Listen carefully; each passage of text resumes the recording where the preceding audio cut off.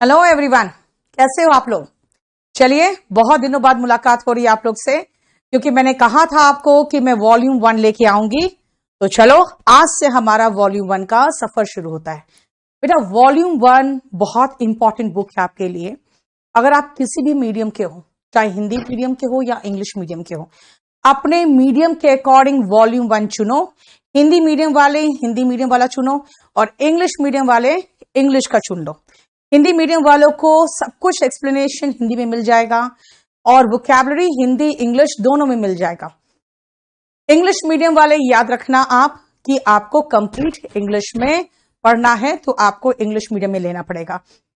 अपनी किताब खोल के सामने बैठ जाओ, क्योंकि मैं कुछ लिखवाऊंगी तो आपको उसमें इंक्लूड करना पड़ेगा, कुछ आपको एडिट करवाऊंगी उसमें इंक्लूड करना पड़ेगा। ठीक है, जरा मेरा वॉल्यूम 1 बुक दीजिए। बेटा, कुछ लोग मुझसे पूछ रहे थे कि मैम आप जो पढ़ा रहे हो वॉल्यूम 1 और क्लास नोट्स में क्या डिफरेंस है। बेटा देखो, वॉल्यूम 1 जैसे है, मैं आपको बताती हूँ।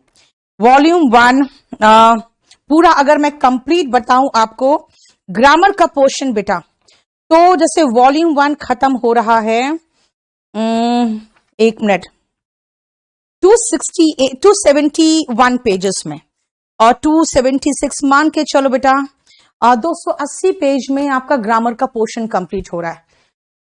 सेम चीज अगर कहोगे तो आपको वही ग्रामर, सिर्फ उतना ही ग्रामर, 512 पेज, वो भी बहुत अच्छे से ठूस के भरा गया है, तो क्लास नोट्स में खत्म हो रहा है। तो बेटा याद रखना कि आपको ये अंडरस्टैंड करना पड़ेगा, दोनों के बीच में डिफरेंस है। क्योंकि हम जो अब क्लास में पढ़ा रहे हैं, तो वॉल्यूम 1 जो पढ़े हुए बच्चे, उनको यही कहती हूं मैं कि बेटा अब आप सिर्फ उससे प्रैक्टिस करो, वो कैप करो, क्योंकि उससे ज्यादा ग्रामर मैं पढ़ा चुकी हूं आपको बाकी में। बेटा पहला चैप्टर इसका है वर्ब, और वर्ब चैप्टर देखोगे आप तो फर्स्ट चैप्टर आपका वॉल्यूम 1 में। कुछ लोग ऑफलाइन की बात कर रहे हैं। बेटा मेरा 9 फेब को 8 से 12:30 बैच आ रहा है, जिसमें मैं हूं, पुष्पेंद्र सर है, अजय राणा सर है और रीजनिंग में मोहित क्वात्रा सर है। बाकी जीएस में मोर और लेस हमारे पूरे ऑफलाइन की जो टीम थी, जो लॉकडाउन में सब अंदर घर में घुसे हुए थे, सब वापस आ चुके हैं। तो आपको जीएस में भी बहुत बढ़िया टीम मिल जाएगा। बेटा मैं इसको पेज वाइज चलूंगी। अब आप कहोगे मैडम वो करा दो, ये करा दो, तो वो मैं नहीं कराऊंगी, मैं आपको बिल्कुल पेज वाइज चलूंगी। और आज से जो ये मैं शुरू करने जा रही हूं बेटा, आपको वीक में 3 डेज मिलेगा, क्योंकि मैं नेक्स्ट वीक से तो फ्राइडे सैटरडे पटना में रहूंगी। पटना में मेरा जो बैच है वो 12 तारीख को आ रहा है, तो इसीलिए नेक्स्ट वीक से मेरा क्लास मंडे ट्यूसडे वेंसडे यहां होगा, और बाकी फ्राइडे सैटरडे मैं नहीं रहूंगी। थर्सडे को शायद मैं जल्दी निकल जाऊंगी, तो इसीलिए थर्सडे को शाम का क्लास खत्म करके मैं यूट्यूब क्लास नहीं ले पाऊंगी। ठीक है, चलिए जल्दी आ जाओ। और मुखर्जी नगर हम 6-7 तारीख के लगभग से, 6 तारीख के लगभग से हमारा सारे ऑफिस खुल जाएंगे। अभी बेटा आप लोगों को कोई इंक्वायरी करना हो तो पुलिस स्टेशन के सामने जो हमारा है वहां पे जाके करोगे। और आपको एक इंफॉर्मेशन और दे दूं बेटा, आज का जो क्लास है, आज का क्लास का मैं गारंटी नहीं ले सकती हूं कि उन लोग क्या करने वाले हैं केडी लाइव वाले, लेकिन बेटा अब ये बैचेस ये जो क्लास चलेगा लाइव कर लो, क्योंकि उसके बाद वो हाइड हो जाएगा। सुनिए बेटा, वर्ब कहते हैं ना, हिंदी में अगर कोई वर्ड को देखोगे तो वर्ब का मतलब होता है क्या, तो क्रिया। लेकिन बेटा वर्ब का मतलब सिर्फ क्रिया नहीं होता, वर्ब का मतलब अवस्था भी होता है। मतलब जैसे मैं आ रही हूं, मैं जाती हूं, मैं खाती हूं, मैं पढ़ाती हूं, आप मुझे एक्शन में देख सकते हो। लेकिन अगर मैं कहूं मैं टीचर हूं, तो क्या देख सकते हो?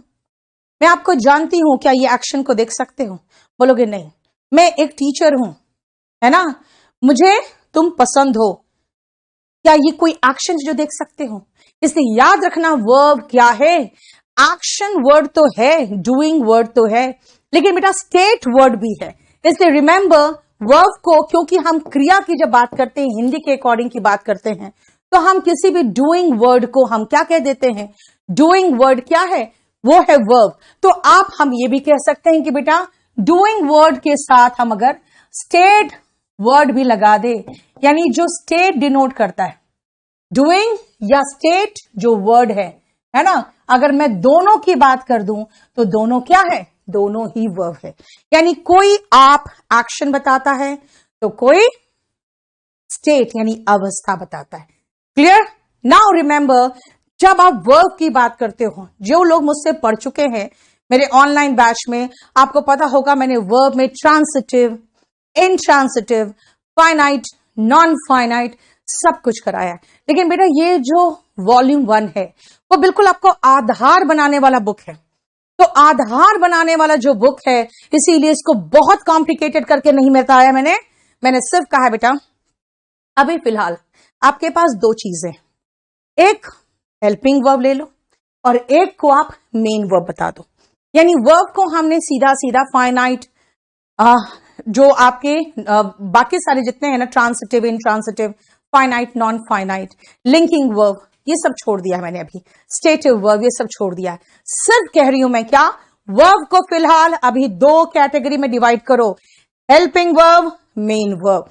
हेल्पिंग वर्ब भाई हेल्पिंग काम करता है, सपोर्ट करता है, यानी वो सपोर्टिंग एक्टर का काम करता है, वो सिर्फ हेल्प करेगा किसको भाई, मेन हीरो को हेल्प करता है। मैंने कहा था टेंस पढ़ाते वक्त आप लोग को एक बार कि भाई जैसे हेल्पिंग वर्ब, सपोर्टिंग एक्टर, देखोगे चाहे हीरो का मारपीट के में साथ देना हो या लड़की भगाने में साथ देना हो, वो सपोर्ट ही करता है सिर्फ मेन हीरो का। इसीलिए मेन हीरो कौन होता है, वो मेन वर्ब होता है। मेन वर्ब एक वाक्य में मेन एक्टर का काम करता है। क्या है मतलब बेटा, एक मेन वर्ब के बिना सेंटेंस बन ही नहीं सकता। एक मेन, बेटा मैं सब कुछ कराऊंगी, इसके क्वेश्चंस भी कराऊंगी और मैं सीरियली चलूंगी बेटा, सीरियली चलूंगी, मुझे इसमें मत हड़बड़ाना, ठीक है। सबसे पहले यार तुम लोगों ने गुरु दक्षिणा दी, हाँ मुंह उठा के पढ़ने चले आए, जरा बताओ। मैंने एक बार एक ग्रुप में कहा था कि बेटा मेरा जो है ना मेहनत का पैसा कोई भी मारता है तो वो बहुत बुरी तरह से पे करता है, इसीलिए तुम लोग मेरे मेहनत का पैसा नहीं मारना। क्या करना है, इमीडिएटली सब्सक्राइब करो केडी कैंपस, जो केडी लाइव चैनल है बेटा 1 मिलियन होने जा रहा है। सिर्फ ये मेरे ये जो लॉकडाउन का मेहनत का फल है, 1 मिलियन होने जा रहा है आपकी तरफ से। आपको देखे होंगे वो अभी भी हिडन है ना, मैंने सोचा 1 मिलियन हो जाए तो खोल दूंगी, उसके बाद उसको ओपन कर दूंगी। इसे जल्दी से फटाफट 1 मिलियन करो उसको और जल्दी से सब्सक्राइब कर दो, ठीक है। इसलिए मैंने कहा गुरु दक्षिणा पहले पे कर दो। Now see, main verb main hero का काम करता है। क्या मेन हीरो के बिना एक फिल्म बनेगा कहोगे नहीं, नहीं बन सकता। तो क्या करें, इसका मतलब है कि आप ऐसे फ्रेज बना सकते हो मेन वर्ब के बिना, आप ऐसे कुछ 2-3 वर्ड्स का समूह बना सकते हो, लेकिन वो मीनिंग तो देगा लेकिन वाक्य नहीं होगा। यानी बिना मेन वर्ब के एक वाक्य नहीं बनता। इसका मतलब मेन वर्ब के अंतर्गत हम जो पढ़ते हैं बेटा, वो एक वाक्य मुख्य क्रिया का स्थान लेता है। It takes the position of the main action और the main state in a sentence. And what is helping verb? Helping verb अपने नाम से बताता है भैया मैं तो सिर्फ हेल्प करूंगा, मैं आपको हेल्प करूंगा, इसके अलावा कुछ नहीं। लेकिन कुछ हीरो होते हैं जो मैंने वो कहा था, मैंने एग्जाम्पल दिया था प्राण का। मैंने कहा था कि जब अमिताभ बच्चन की पहली पिक्चर आई थी जंजीर, उसमें अमिताभ बच्चन को कोई नहीं जानता था, तो प्राण को रखा गया था कि भाई चलो कम से कम प्राण को तो लोग जानते हैं, उसको तो देखने आएंगे, और उसके नाम से उस फिल्म को प्रमोट किया गया था। बाद में पता चला अच्छा इसका हीरो तो कोई और था, जो बाद में एंग्री यंग मैन के नाम से जाना गया। इसका मतलब कुछ ऐसे साइड वाले भी हीरो होते हैं बेटा, जो साइड वाले हीरो मेन वर्ब का यानी मेन हीरो का भी काम कर सकते हैं। वो सिर्फ और सिर्फ 3 है, सिर्फ 3 है जिनको हम प्राइमरी हेल्पिंग वर्ब कहते हैं। सिर्फ 3 है, बी, डू एंड हैव। अब कुछ लोग ऐसे होते हैं जो हमेशा नौकर का ही काम करेंगे, वो मालिक नहीं बन सकते, क्योंकि उसको एक मेन वर्ब चाहिए ही चाहिए। क्या मेन वर्ब चाहिए बताओ? मेन वर्ब उनको चाहिए। इसका मतलब है कि उनको कभी भी बिना मेन वर्ब के, बिना मेन हीरो का नहीं आएगा। वो कौन है? वो एक्चुअली मॉडल्स हैं। तो फिर ये क्या है बेटा? इसका क्या है ना, ये हेल्पिंग वर्ब का भी रोल निभा लेता है अगर मेन वर्ब है तो। और अगर मेन वर्ब नहीं है तो मेन वर्ब का भी काम कर लेता है, यानी 2 in 1, हेल्पिंग वर्ब का भी रोल निभा लेगा और मेन वर्ब का भी रोल निभा लेगा। लेकिन मॉडल्स क्या है बेटा, ये सिर्फ और सिर्फ हेल्पिंग वर्ब है, ये मेन वर्ब का रोल कभी भी नहीं निभा सकता। क्लियर? यस बेटा, पूरा पढ़ा दूंगी, काहे रोते हो अटल मिश्रा? तुम लोग की हालत क्या है पता है? मतलब जो हाथ में लड्डू है ना, वो नहीं खाते बन रहा है, अभी बाकी जो डब्बा में है उस पर नजरिया पढ़ ले चुपचाप से, मैं पूरा करा दूंगी। देखो ध्यान से सुनो, कौन कौन सा है बेटा? कैन कुड है, मे है, अब तुम लोग बताओ कौन कौन सा है, जल्दी बोलो तो, और कौन कौन सा है? कैन कुड है, मे है, अब आप बताओ आप मुझे बताओगे और कौन कौन सा है, जल्दी। मॉडल्स कौन कौन से? अनूप, इंग्लिश 6 2 दिन में खत्म, देंगे हो जाएगा खत्म, आप लोग को तो खत्म होने वाला बेटा। जल्दी बताओ, जल्दी से लाइक शेयर और सब्सक्राइब तो कर लो, जल्दी जल्दी बताना। माइट, ओके, और शुड, और must, might, would, shall, will, देखो बिल्कुल सही है। कैन, कुड, मे, माइट और शुड, मस्ट, है ना, ought to,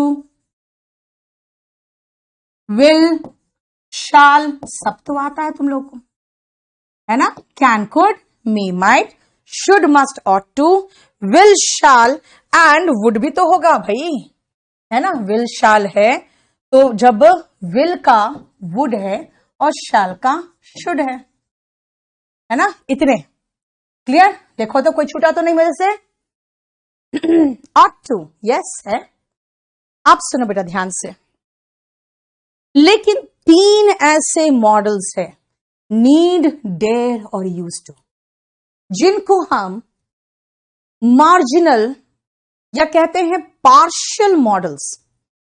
मार्जिनल या पार्शियल, जिसको मार्जिनल आप कह सकते हो, मार्जिनल है या पार्शियल, सीधा लिखते हैं मॉडल्स, सीधा इसको लिख देते हैं मॉडल्स, ठीक है ना? क्योंकि मॉडल्स के नीचे ऑक्सिलरी वर्ब चलेगा, कोई प्रॉब्लम नहीं है, क्योंकि मॉडल्स भी तो ऑक्सिलरी वर्ब है ना? नहीं बेटा, नीड नहीं, अभी नीड में आ रहे हैं, रुको। क्यों मार्जिनल कहते हैं या पार्शियल कहते हैं बेटा? जिसका जैसा नाम है ना वैसे उसका काम है, ध्यान रखना बेटा। ये हेल्पिंग वर्ब का भी काम करता है, यानी ये मॉडल्स का भी काम करेगा, ये कुछ और का भी काम करेगा, ये मॉडल्स का भी काम करेगा ये तीनों, और ये कुछ और भी काम करेगा। और क्या काम करेगा? ओके, नीड और डेयर बेटा मेन वर्ब का भी काम करेगा, ठीक है? नीड और डेयर मेन वर्ब का भी काम करेगा, और यूज टू एडजेक्टिव का भी काम करेगा, ठीक है? यूज टू एडजेक्टिव का भी काम करेगा। क्लियर? समझ में आया? समझ में आया क्या है? नीड और डेयर, समझो ध्यान से, नीड और डेयर मॉडल्स और मेन वर्ब का काम करेगा, और यूज टू मॉडल्स और एडजेक्टिव का काम करेगा। आप कहोगे भाई अब बता तो दो, है क्या ये? खाली थ्योरी तो पढ़ाना नहीं है। अब आओ कैसे करेगा ये नेक्स्ट पेज में देखते हैं।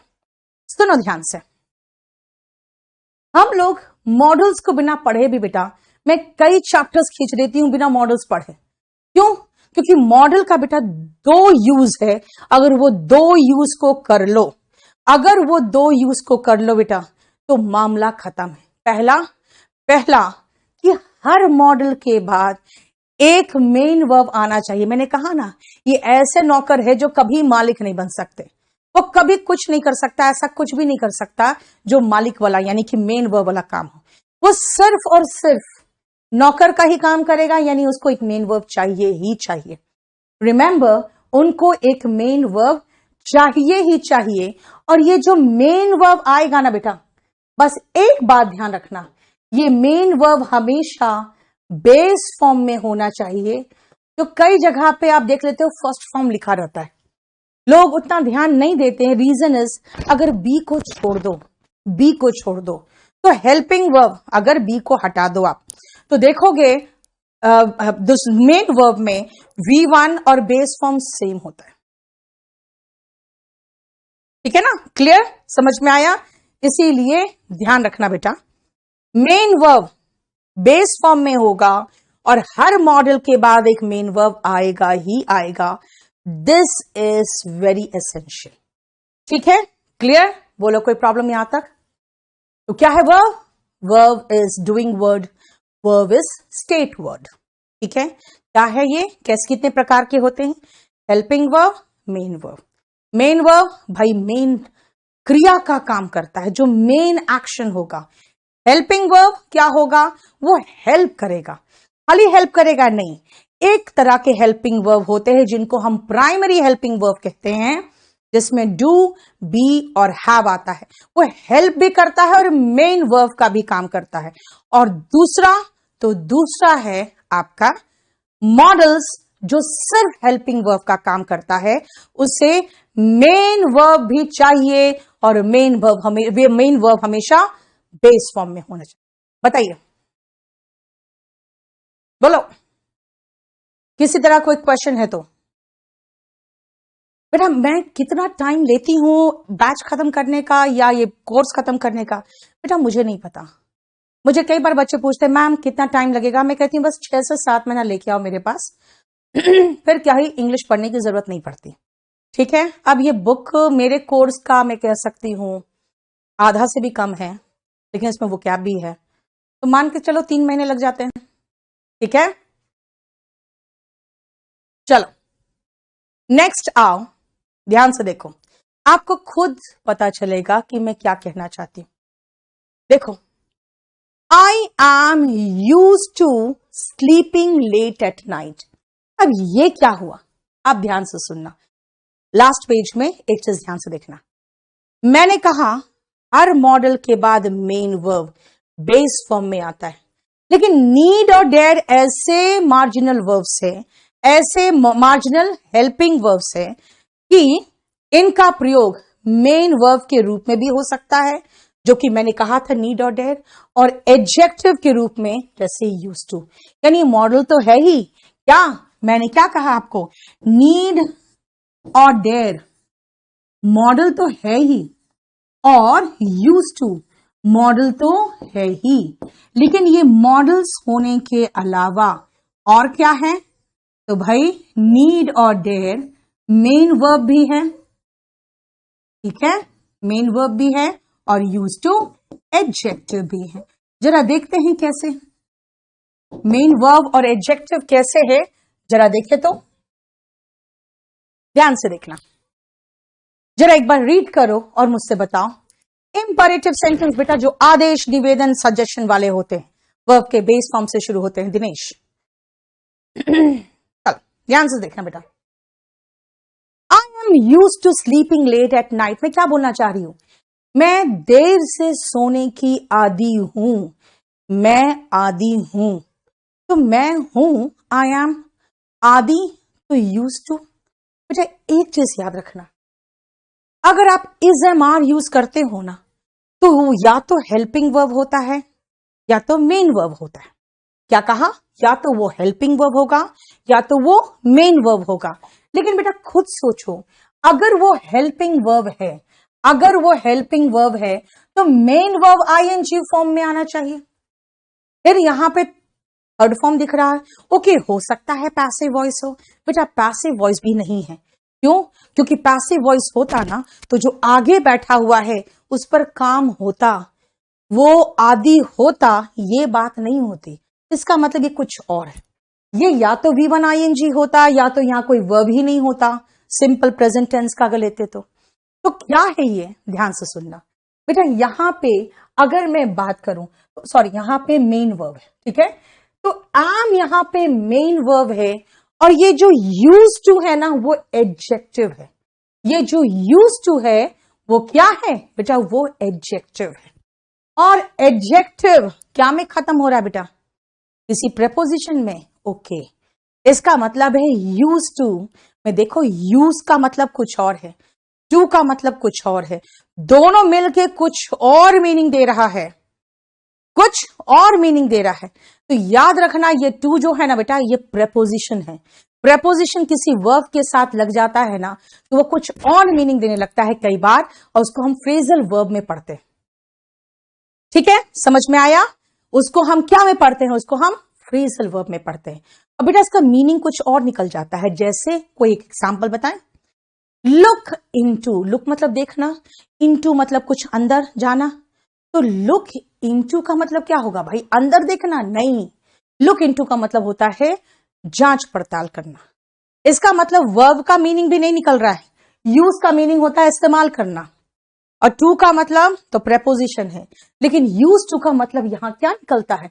यूज टू का मतलब यहां निकलता है टू बिकम हैबिचुअल, आदी होना। याद रखना बेटा, ये बहुत इंपॉर्टेंट पॉइंट है, बहुत ही इंपॉर्टेंट पॉइंट है। हम जब टू लगाते हैं ना तो हम लोग सारे बचपन से एक चीज पढ़े होते हैं, टू के बाद क्या आता है? वर्ब का बेस फॉर्म। टू के बाद क्या आता है? वर्ब का बेस फॉर्म। कैसे? I want to go. बेटा टू अगर प्रेपोजिशन है तो ध्यान रखना, हर प्रेपोजिशन के बाद अगर वर्ब आया तो बताओ किस फॉर्म में आया? एक एक चीज बताऊंगी, पहले बताओ, अगर प्रेपोजिशन के बाद वर्ब आया तो किस फॉर्म में होगा? जल्दी बताओ। Yes, to become habitual. Yes, अगर प्रेपोजिशन के बाद वर्ब आया तो किस फॉर्म में होगा? जल्दी बताओ। यस, वॉल्यूम 1 की फर्स्ट क्लास है हर्षित। अगर प्रेपोजिशन के बाद, very good Archana, very good Sajat, Rahul, very good, बहुत अच्छा। और ये मैं चाहती हूं आप लोग मुझे बताओगे, ठीक है ना? सुनो, मैंने कहा अगर प्रेपोजिशन के बाद वर्ब आएगा तो किस फॉर्म में आएगा? आईएनजी फॉर्म में आता है बेटा। प्रेपोजिशन है ये, टू होने के बावजूद भी देखो स्लीपिंग आया है ना। हर प्रेपोजिशन के बाद वर्ब आईएनजी फॉर्म में आता है बेटा, और ये बहुत इंपॉर्टेंट क्वेश्चन है, याद रखना। ये बहुत ही इंपॉर्टेंट कॉन्सेप्ट है, that a preposition is followed by V1 ING। Very good. Next आओ, ध्यान से सुनो। अब हम यूज टू का समझ गए कि भाई यूज टू एडजेक्टिव का भी काम करता है। तो क्या यूज टू वर्ब का भी काम करता है क्या? है ना, मैंने कहा था ना यूज टू वर्ब का भी काम करेगा, मॉडल्स का भी काम करेगा। देखो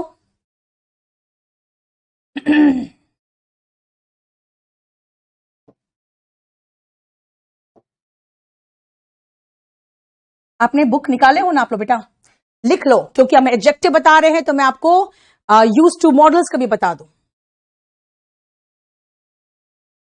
आई use to sleep late at night.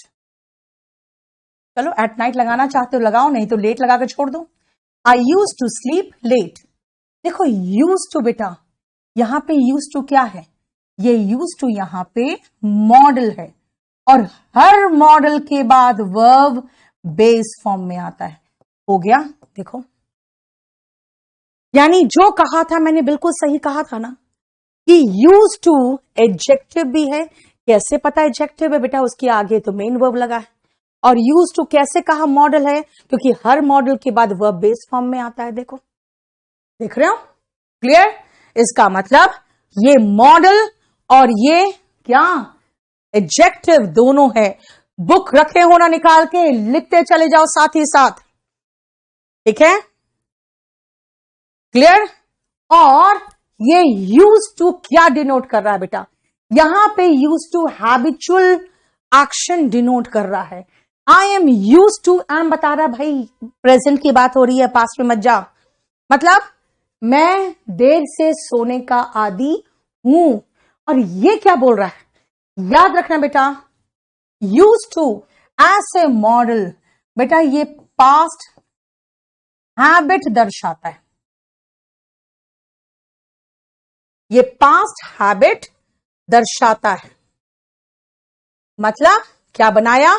I use to sleep late at night का मतलब है कि मैं रात में देर से सोया करता था। यहां पे क्या है भाई, इसको वॉश कर दो ना तब पास्ट होगा। एम है तो इसका मतलब प्रेजेंट है, मैं रात में देर से सोने का आदी हूं। और ये बेटा हैबिट नहीं है, ये पास्ट हैबिट है, मतलब सोया करता। पास्ट हैबिट क्यों बोलूं मैं, पास्ट रूटीन बोलूंगी ना यार, पास्ट रूटीन बोलूंगी। पास्ट रूटीन दर्शाता है, not habit. Past routine, routine habit हो सकता है। हैबिट का स्पेलिंग गलत लिखे हो सुजल। पास्ट रूटीन, मैं रात में लेट से सोया करता था। देखो तो जरा, बताओ तो कोई प्रॉब्लम? क्लियर? इसलिए मैं कह रही हूं बुक लेके बैठो, क्योंकि आप पढ़ोगे मेरे से, समझोगे, और ये आधा क्लास खत्म होने के बाद, आधा बुक खत्म होने के बाद, ये आपके आगे जितने लोग वॉल्यूम 1 खरीदोगे उसमें QR कोड में यही रहेगा मेरा क्लास, ठीक है? चलो बेटा बी, इतने दिनों से कहां थी बेटा, मेरा ऑफलाइन सेंटर भी खुलेगा ना। पटना गई, दिल्ली का सेंटर खोल रही हूं, है ना, उत्तम नगर का खुल गया, और मुखर्जी नगर 3-4 दिन के बाद आना, फर्स्ट क्लास ऑफिस बना के रखूंगी 3-4 दिन के बाद, ठीक है? संडे को पूजा होगा। चलो नेक्स्ट सुनो बेटा, I need you, I need you, subject verb object, subject I, need verb object you, main verb है। क्यों भैया, इसके अलावा तो कोई वर्ब ही नहीं है, तो मेन ही वर्ब तो होगा, ये सब्जेक्ट है, ये ऑब्जेक्ट है। फिर यहां पे तो यू नीड नॉट कम, ये क्या हो गया, नीड नॉट कम, खुद सोचो, नीड नॉट कम। अगर नॉट लगाते हैं तो कहां लगाते हैं बेटा, हेल्पिंग वर्ब के बाद लगाते हैं। तो नॉट के बाद क्या लगाते हैं, तो सीधा लिख दो ना मेन वर्ब, ये डायरेक्ट इन्फिनेटिव वगैरह लिखेंगे तो नहीं समझ में आएगा, ये मेन वर्ब लगा, नीड नॉट कम। इसका मतलब है कि सीधा हम नीड नॉट के बाद कम लगा रहे हैं कि तुम्हें कल आने की जरूरत नहीं है। अब खुद सोचो, नॉट किसके बाद आता है बेटा, याद रखना एक चीज, नॉट हेल्पिंग वर्ब के बाद आता है, नॉट हेल्पिंग वर्ब के बाद आता है। और फिर नॉट के बाद क्या आता है, तो भाई मेन वर्ब आता है ना, नॉट के बाद मेन वर्ब आता है, तो ये मेन वर्ब है। क्लियर? टुमारो हो गया। अब अगर ये हेल्पिंग वर्ब है तो भाई फिर ये क्या है, नॉट के पहले है, हाँ पहले, तो ये हेल्पिंग वर्ब है। तो फिर यहां पे नॉट, यहां पे नीड क्या है, बोले मैम नीड नहीं डेयर है, बेटा नीड लगाओ या डेयर लगाओ बात बराबर है। क्यों, दोनों सेम सिस्टम में चलता है, मीनिंग अलग है लेकिन सिस्टम सेम चलेगा। ध्यान से सुनना, she does not need to come home, सुनो ध्यान से, अगर कोई गुस्से में कहेगा उसे घर आने की जरूरत नहीं है तो क्या कहेगा, she does not need to come home, या दूसरा तरीका, she need not come home. दो तरीके से बोल सकता है ना। अब सुनो, नॉट के बाद क्या है भाई, मेन वर्ब। अब मेन वर्ब तो मेरा खत्म, तो फिर मुझे एक और वर्ब लगाना है, कम। कैसे लगाऊं, तो बेटा जनरली अगर आपको लगाना है सेकेंड वर्ब तो टू प्लस वर्ब का बेस फॉर्म में लगाओ, जिसको हम इन्फिनेटिव कहते हैं। मतलब नीड या डेयर हेल्पिंग वर्ब के रूप में इस्तेमाल कर रहे हो तो नॉट के पहले आया, नॉट के बाद आया तो वो मेन वर्ब के रूप में, और अगर वो नॉट के पहले आया तो बेटा हेल्पिंग वर्ब के रूप में आया। यानी डेयर, यहां पर डेयर, नॉट के पहले हेल्पिंग वर्ब, नॉट के बाद मेन वर्ब। देखो मेन वर्ब। बताओ कोई प्रॉब्लम? क्लियर? यस विवेक, कर लो। कमिंग क्यों, कमिंग कहां बेटा कमिंग है, कमिंग क्यों नहीं, द रीजन इज हर मॉडल के बाद मेन वर्ब लगता है, वो बेस फॉर्म में लगता है, इसीलिए नीड नॉट के बाद बेटा कम होगा। नीड यहां पे हेल्पिंग वर्ब है, और हेल्पिंग वर्ब के रूप में वो क्या काम कर रहा है, वो मॉडल का काम कर रहा है, और हर मॉडल के बाद वर्ब का बेस फॉर्म होता है। तो डायरेक्ट इन्फिनेटिव का मतलब ही तो वही होता है बेटा, वर्ब का बेस फॉर्म। डायरेक्ट इन्फिनेटिव जिसको बेयर इन्फिनेटिव भी कहते हैं, उसको वर्ब का base form. I am coming to Delhi, most welcome. Mohammad Aman, most welcome. चलो, clear? I dare not enter, बेटा एंटर क्या है? अगेन वही वर्ब का बेस फॉर्म, जो मैं अभी कह रही हूं ना आपको बार बार कि हर मॉडल के बाद, बेटा मॉडल है तभी तो हेल्पिंग वर्ब है, हर मॉडल के बाद वर्ब का बेस फॉर्म आता है। ठीक है, क्लियर? देख लो बेटा, वॉल्यूम 1 ऑनलाइन अवेलेबल है, आपके बुक शॉप्स में अवेलेबल होगा। वॉल्यूम 1 बेटा बहुत प्रसिद्ध बुक है। ठीक है, चलिए शुरू करो। नहीं, बहुत अच्छा क्वेश्चन पूछा है एक लड़के ने, जो पूछा है नॉट टू कम। रुको रुको, मैं तुम्हें एक एग्जांपल देती हूं बेटा, मैं तुम्हें एक क्वेश्चन बताती हूं। मेरा एक स्टूडेंट इनकम टैक्स में बहुत अच्छे पोस्ट में चला गया, आप ना उसका नाम ले सकती हूँ ना पोस्ट ले सकती हूँ। ठीक है, उसने मुझे क्या कहा था? Ma'am, you need not to worry now. उसने मुझे कहा था you need not to worry now. अब मुझे ये बताओ कि क्या उन्होंने इतने बड़े पोस्ट पे जाने के बाद इंग्लिश सही बोली थी उसने? जरा सेंटेंस देखो और मुझे बताओ। उसने मुझे कहा था ma'am you need not to worry now, क्या सही इंग्लिश बोला था? जल्दी बोलो। राजेश बेटी, मेरी नजर बहुत शार्प है, नजर सिर्फ एक लक्ष्य पे रहता है। कहां? आप लोगों पे। शायद आपको नहीं पता राजेश, मेरी नजर सिर्फ एक जगह पर रहती है, मेरे लक्ष्य पे। और आपको बताऊं? चलो अभी बताऊंगी नहीं, 3 दिन बाद दिखाऊंगी अपने फेसबुक पे, मुझे फेसबुक पे भी फॉलो कर लो। 3 दिन के बाद आपको मैं बताऊंगी कि मैंने अपने लक्ष्य को कैसे भेदा है। ठीक है, चलिए। नो, क्या था गलत बेटा? और अगर सही था तो क्या सही होगा? जल्दी बताओ तो, जल्दी बताओ तो बेटा। यहां आओगे सब हॉस्टल वगैरह सब मिल जाएगा, इलाहाबाद में बुक मिल जाएगा बेटा। जल्दी बताओ तो क्या बोलना चाहिए था उनको? Need not worry. Very good Prakash, very good. देखो क्या उन्होंने मुझे कहा, ma'am you need not to worry.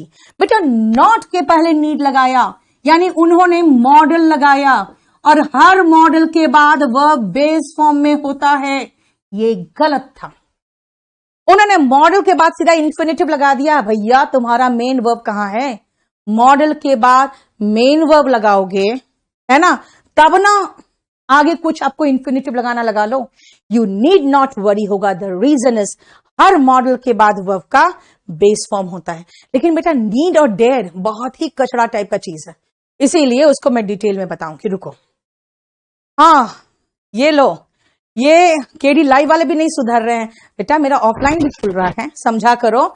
लेकिन इन लोगों ने देखो 15 फरवरी से एक नया बैच एकदम अनाउंस करके है, बैच नंबर 14 शाम को 5 से 7 है, Monday Wednesday Friday.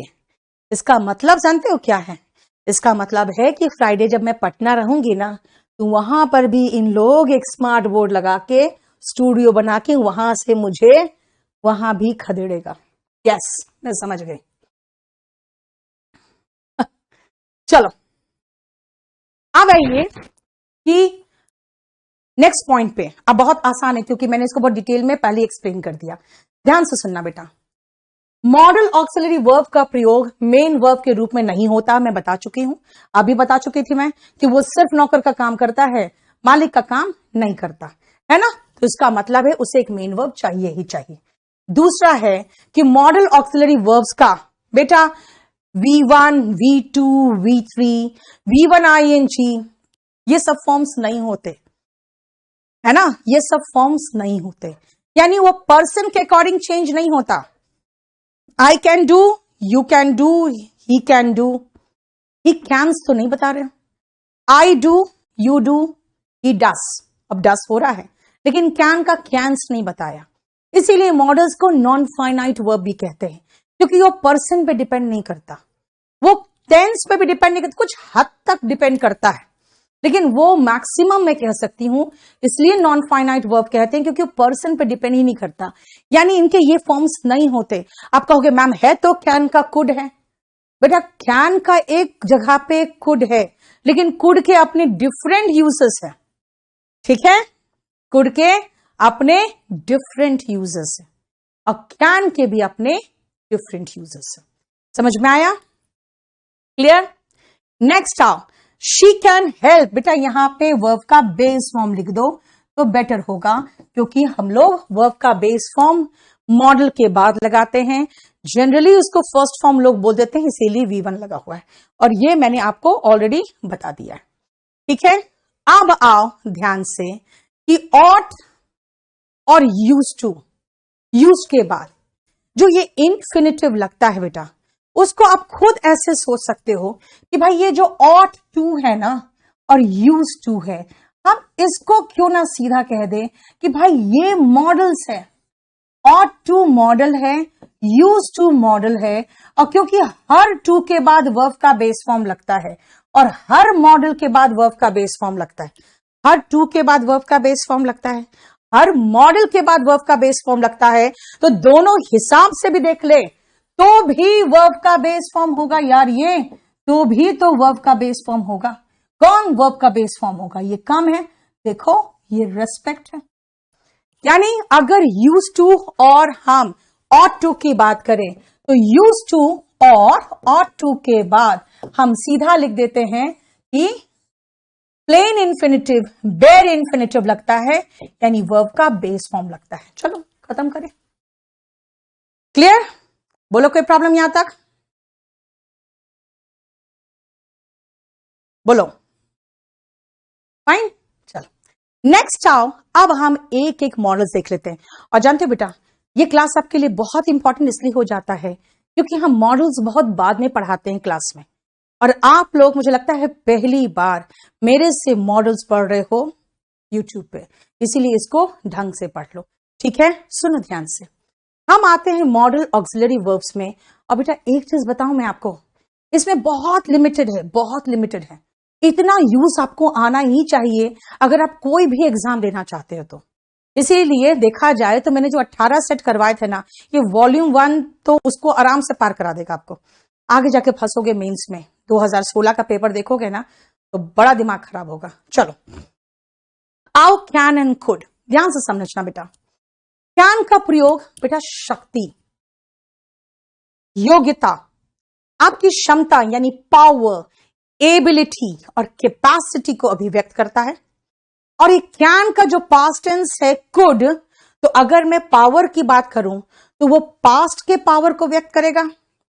Ability capacity की बात करूं तो पास्ट की एबिलिटी और पास्ट की कैपेबिलिटी को व्यक्त करेगा, ठीक है। For example he can lift the box, ये प्रेजेंट की एबिलिटी बता रहा है।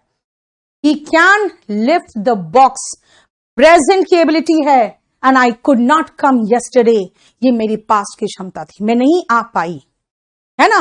पास्ट नॉन परफॉर्मेंस है मेरा, क्या है? मैं नहीं आ पाई, पास्ट नॉन परफॉर्मेंस। बता कोई प्रॉब्लम है? प्रेजेंट की एबिलिटी एंड पास्ट का नॉन परफॉर्मेंस, देख लो ध्यान से बेटा, कोई प्रॉब्लम नहीं है। अब आओ और क्या क्या है, चलो पहले मैं ऐसे सोचती हूं, we can lift this box, we can do anything. I can come first in the class. I can pass the exam.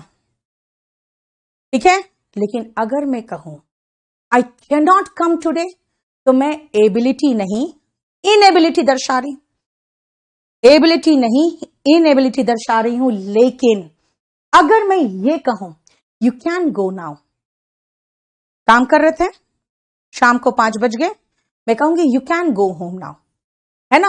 ये क्या है? एक तरह से इनफॉर्मल तरीके से किसी को परमिशन देना होना, ये मैं आपकी क्षमता थोड़ी बता रही हूं। आपसे मैंने क्या कहा? You can go home now, इसका मतलब मैं आपकी क्षमता नहीं बता रही हूं, मैं आपको परमिशन दे रही हूं। सो परमिशन देने की बात होती है तो क्या लगता है ना, you cannot enter this room, you cannot enter this room. बेटा आपकी क्षमता को मैं नहीं चैलेंज कर रही हूं कि तुम बिल्कुल अपने भुजाओं को फ्लेक्स कर कहोगे अरे मैं कर सकता हूं, नहीं, मैं आपकी को परमिशन नहीं दे रही हूं। तो मैं क्या कहूंगी, you can not enter this room. बेटा कैनॉट का शॉर्ट फॉर्म क्या है, कांट, CAN, एक ही एन, ठीक है। तीसरा, कैन आई हेल्प यू, मैं एबिलिटी थोड़ी बोल रही हूं, मैं अपना सर्विस ऑफर करना चाह रही हूं और आपसे परमिशन मांग रही हूं। Can I help you, can I help you, इसका मतलब क्या है, कैन का जो इस्तेमाल यहां हुआ वो आपको परमिशन, अनुमति देने या अनुमति लेने के लिए हो रहा है। यस, दिनेश ने कहा कैन आई कमेंट, देखो ठीक है, समझ में आया, क्लियर, बोलो नेक्स्ट आओ बेटा। कैन का प्रयोग, ये जो थ्योरेटिकल पॉसिबिलिटी होता है ना, थ्योरेटिकल पॉसिबिलिटी, भाई कोरोना का ऐसा काल हम लोगों ने देखा, ऐसा तो कभी भी हो सकता है ना। अब आपके फादर देखोगे, आपकी मां देखोगे, ज्यादा पैसे बचाएंगी। क्यों पैसे बचाएंगे, जब ऑटो सेक्टर में रिसेशन आया, ठीक है, तो लोगों ने कहा यार ऑटो सेक्टर में रिसेशन है, ऐसे करना चाहिए, सरकार को ऐसे करना चाहिए। एक बार किसी चैनल में एक वक्ता को बिठा लिया, उसने सीधा कहा कि आप इतने सालों से हल्ला मचा रहे हो कि हमें प्रदूषण नहीं करना चाहिए, हमें कार पूलिंग करनी चाहिए। अब जब युवा वर्ग समझ गया तो अब हल्ला मचा रहे हो, वो गाड़ियां नहीं खरीदना चाहता, ठीक है। तो मतलब अब हम और सोचेंगे ना कि यार EMI तो सरकार ने नहीं छोड़ी, 3 महीने का दिया है ना मॉरेटोरियम, और 10 महीने से हम बैठे हुए हैं घर में, तो हम क्या सोचेंगे कि ऐसा तो फिर कभी भी हो सकता है। अब एक बात बताओ, अभी कहोगे मैम हो तो सकता है, लेकिन क्या ऐसी चीजें एक थ्योरेटिकल पॉसिबिलिटी नहीं है कि भाई ऐसा बायोलॉजिकल वेपन, ये बायोलॉजिकल टेररिज्म तो कभी भी हो सकता है, तो हो सकता है। ऐसे तो पूरी इंसान प्रजाति ही गायब हो सकती है ना, ऐसे तो पूरी दुनिया से जीवन ही समाप्त हो सकता है। भाई ये सब हो सकता है, लेकिन हमने वो देखा नहीं है क्योंकि हम जिंदा है। दैट मीन्स ये सब क्या है, थ्योरेटिकल पॉसिबिलिटी है, ये सब थ्योरेटिकल पॉसिबिलिटी है। और थ्योरेटिकल पॉसिबिलिटी व्यक्त करने के लिए कैन का प्रयोग आराम से लगा सकते हो, यानी this can happen any day any time again. देखो जो मैंने कोरोना के लिए कहा क्या गलत है बेटा, नरेशन वॉइस की बुक है बेटा, kdpublication.com में देख लो, ठीक है। देखो जैसे यहां पर जब किताब लिखी गई तो हमारे पास तो ऐसा कोई स्टेटमेंट ही नहीं था, तो मैंने क्या लिखा, everyone can make a mistake. बेटा एबिलिटी की बात नहीं है, संभावना की बात है। आज मैं ऐसा स्टेटमेंट दे सकती हूं कि such a pandemic can come any day any time, such a pandemic can kill the whole mankind. Theoretical possibility है लेकिन है, इसीलिए इसका एक एग्जाम्पल और लिख दूं मैं। अरे यार ये तो मेरा बुक ही इंप्रूव कर जाएगा और इंप्रूव कर जाएगा ये तो, हाँ। Such a pandemic can finish life, है ना, can kill the whole mankind भी कह सकते थे, ठीक है ना, can finish life from this earth, from the earth, है ना। देखो क्लियर बेटा, बुक आपकी जो है ना, आप दिल्ली बॉर्डर क्रॉस कर गई, 2 दिन से दिल्ली बॉर्डर में बहुत बुरी तरह से फंसी हुई थी बेटा। अब मुझे लगता है ये पहुंच जाएगी आपके पास 3 से 4 दिन तक, आपके जो क्लास नोट्स है, ठीक है बेटा। स्पोकन 9 तारीख को शुरू हो रहा है, शाम को 3:30 बजे। चलिए नेक्स्ट आओ, कुड का प्रयोग क्या होता है, ध्यान से देखो, रिमोट पॉसिबिलिटी के लिए। रिमोट पॉसिबिलिटी का मतलब क्या होता है बेटा, आप लोग जब रिमोट बैठ कर दबाते हो और टीवी वहां रहता है तो भी चल जाता है, इसका मतलब दूर की, पॉसिबिलिटी मतलब संभावना, यानी जो जल्दी संभावित नहीं है बेटा लेकिन संभावना है। जल्दी संभावना नहीं है लेकिन हो सकता है, लेकिन हो सकता है, यानी कि दूर की संभावना। आप कभी पहले के जमाने में, अब तो आप लोग का पता नहीं, क्या आपने कभी ऐसे बसेस देखी हैं जिसमें ये लाइन लिखा रहता था, ये वाली line, there could be a bomb under your seat. क्या कभी ऐसी कोई बस देखी है आपने? हाँ, जल्दी बताओ दिल्ली वाले, जल्दी बताओ दिल्ली वाले, जल्दी बताइए, देखी थी आपने कभी?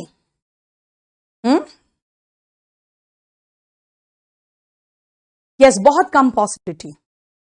यस, जल्दी बताओ, कभी देखी थी आपने? There could be a bomb under your seat. Yes, Parul ने कहा है यस, नो, यस। चलो, मैंने भी देखी है दिल्ली में। यहां पे जो बसेस होती थी पहले, ब्लू लाइन हो या डीटीसी बस हो, उसमें जब आप बैठते थे सीट में ना, तो लिखा रहता था there could be a bomb under your seat, यानी झांक के देख लो कहीं कोई बॉम्ब तो नहीं है, समझे? तो क्या उछल के हम लोग भागते थे बस से उतर के, दौड़ गए? नहीं भाई, बम हो सकता है, नहीं ना। क्यों? क्योंकि ये बताना चाहता है हो सकता है, संभावना कम है लेकिन है, हो सकता है। अगर हुआ तो इतने छोटे छोटे छोटे छोटे टुकड़े मिलेंगे तुम्हारे, है ना, उसको सिला भी नहीं जा सकता। इसलिए फटाफट चेक कर लो अपने सीट के नीचे। एक बार ऐसे ही एक यूपीएससी का स्टूडेंट लेके आया मेरे पास द हिंदू। उस दिन पहली बार एहसास हुआ कि देखो पेपर, न्यूज़पेपर कितना बढ़िया से उन लोग वो न्यूज को लिख देता है जो उनको कहीं और से खबर मिला है, लेकिन उनके पास कोई उसका ऑथेंटिक स्रोत नहीं होता।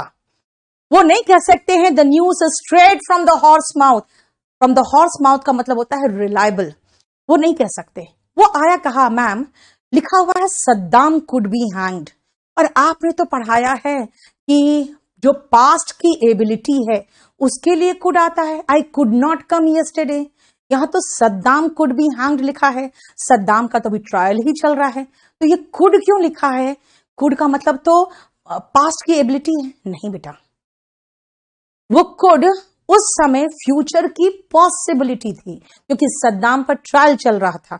और हम लोग तो इंडिया के हिसाब से सोच रहे ना 20 साल तो भी ट्रायल चलेगा, लेकिन आनन फानन में देखे आया क्या, हिंदू में लिखा हुआ सद्दाम कुड बी हैंग्ड, यानी कि ऐसा रिमोट पॉसिबिलिटी जो पता नहीं सही है कि नहीं है, हो भी सकता है नहीं भी, संभावना कम है लेकिन है। इसलिए न्यूज़पेपर रिपोर्टिंग में भी वो लोग लीगल लाइबिलिटी से बचने के लिए उन लोग कुड का प्रयोग करते हैं ताकि कोई चैलेंज ना कर पाए। वो तो कहेगा देखो हम तो बहुत रिमोट पॉसिबिलिटी बोले थे, और आपको कैसे मूर्ख बनाया जाता है। सुनो, you could win this Swift Dzire. अरे भैया, मॉल में जो स्विफ्ट रखा गया है ना, वो आप लोगों के सामने झुंझुना है ना, जैसे होता है ना केला लटकाते हैं तो बंदर ऐसे उछलते कूदते आ जाते हैं, तो आप भी उछल कूद के वहां पर जाके 150 रुपया बर्बाद करके आते हैं कोई ना कोई टिकट वगैरह खरीद के, और आपको कुछ नहीं मिलता। लेकिन वहां लिखा रहता है you could win this Swift Dzire, और आप खुश हो जाते हैं मैं जीत सकता हूं। बेटा, मैं जीत सकता हूं नहीं है, वो है कि शायद शायद जीत जा सकते हो, है ना। इसका मतलब रिमोट पॉसिबिलिटी, ठीक है, क्लियर बेटा। अंडर कंस्ट्रक्शन होता है। बोलो और कुछ समझ में आया? वही तो कहा मैंने कि बेटा ये जो वर्ड है कुड, सरकार तो आपको बचाने के लिए इतना अच्छा काम कर रही है कि उन्होंने सीधा, आपको लगा हो सकता है, और सरकार ये छुपाना चाह रही है कि भाई मैं तो बहुत कम संभावना दर्शाना चाह रहा हूं, लेकिन जो मैंने आपको कहा you could win the Swift Dzire, आप खुश हो जाते हो बेटा, वो भी दूर की संभावना है। क्लियर? देखो ध्यान से। और कई बार हम कैन का प्रयोग करते हैं दोस्ताना तरीके से कुछ मांगने के लिए। अब मेरे से आप छोटे हो, मैं आपसे क्या कहूंगी, can I take your pen? यूं तुम छोटे हो मुझसे यार, तुमसे थोड़ी मैं रिक्वेस्ट करूंगी कुड एंड वुड एंड पता नहीं क्या क्या नौटंकी में, है ना। आप अंदर आओगे तो कहोगे मे आई कम इन मैम, क्यों, मैं आपसे बड़ी हूं, आप सम्मान करोगे। लेकिन आप मुझसे छोटे हो, मैं कहूंगी can I take your pen, क्यों, क्योंकि आप मेरे से छोटे हो। यहां सम्मान नहीं, यहां बस एक दोस्ताना तरीके से मैं आपसे निवेदन कर रही हूं, देखो can I take your scooter, ठीक है। लेकिन जहां फॉर्मेलिटी आ जाए, जहां पे आपको औपचारिकता महसूस हो, जहां पे थोड़ा ऑफिशियल सा माहौल हो, वहां पे बेटा कुड का यूज होता है।